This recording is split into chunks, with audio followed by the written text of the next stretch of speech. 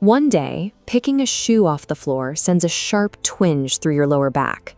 Standing up from a deep chair requires arm rests and a heavy pause at the top. This stiffness and fatigue are often accepted as the inevitable cost of getting older, but they are symptoms of physical disuse. Those biological mechanisms are entirely capable of clicking back into place. Reversing this decline requires 5 specific movements. No expensive gym machinery is necessary. You only need a patch of floor space, an empty wall, a sturdy chair, and a single light dumbbell. Every step of the sequence follows a strict safety protocol designed for the body over 60. These movements bypass impact forces on the joints and prioritize structural support to protect the lower back. This protocol provides a systematic method to forcefully reclaim your daily physical independence. Step 1 is the plank. The plank functions as a full body stability mechanism that uses the core as its anchor.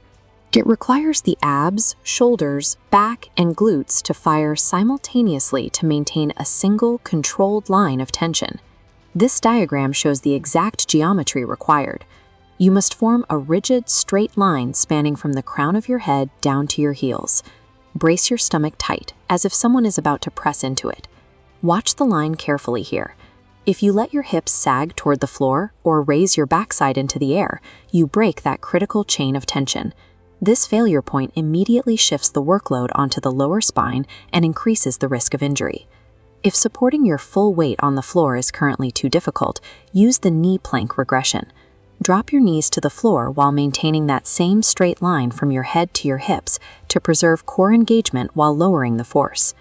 Mastering this full body tension provides the biological mechanic required to stand up straight, get out of chairs, and walk without losing your balance. Step 2 addresses a primary source of back pain, bending at the waist. Every time you bend forward to lift a grocery bag, your lower back takes the strain. Shifting the hips backward instead allows the body to lift safely. This wireframe maps out the chair-assisted hip hinge. Stand in front of a sturdy chair with your feet hip-width apart and a slight bend in your knees. Keep your chest elevated and push your hips horizontally toward an imaginary wall behind you. Notice the heat map shifting on the legs. As your torso tips forward, the tension must develop entirely in your hamstrings and glutes. The lower back remains neutral throughout. Drive through your heels to return to standing. The progression metric here is based on quality. Introduce external weight to this movement only after your unweighted form is completely stable and pain-free. Rebuilding this movement pattern strengthens the muscles required for daily tasks, like lifting grocery bags or tying shoes, without risking the lower back. Step 3 is the wall push-up.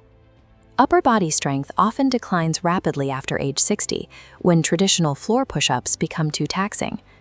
The wall push-up offers a controlled, floor-free solution. Stand an arm's length from a flat wall. Place your hands on the surface at shoulder height, spaced just slightly wider than your shoulders. Apply the stability you learned in the plank to this movement. Your core must remain entirely rigid as you slowly bend your elbows and bring your chest toward the wall. You control the intensity. As your strength improves, step your feet further from the wall to incrementally increase the physical load. This upper body strength translates into the real-world ability to push open heavy doors, press yourself out of low chairs, or catch yourself during a stumble. Step 4 utilizes static loading. Holding a stationary position builds muscular strength and endurance without generating impact forces on your joints. This graphic demonstrates the setup for the horse stance. Set your feet wider than your shoulders and flare your toes outward to a 30-degree angle. Keep your back straight and your chest up, then lower your hips as if sitting halfway into a chair. Hold this position. Using a nearby chair or wall for light balance support is expected and encouraged as you begin building your strength. While you hold this posture, your legs and core train the brain's spatial awareness. This process builds the automatic reflexes required to prevent dangerous falls. Step 5 introduces a practical load to the mechanics of the hinge. You will hold a single light dumbbell closely in front of your thighs. With a soft bend in your knees, push your hips back steadily. Keep your back flat as the weight descends down the front of your legs to about mid-shin level. Squeeze the glutes and stand back up. Do not increase repetitions or load at the expense of structural form. Perfect execution is the only requirement for progress. This loaded sequence prepares the body for walking up stairs, carrying loads, and moving through the world with physical confidence. This routine requires 3 sessions per week, with each session taking under 30 minutes.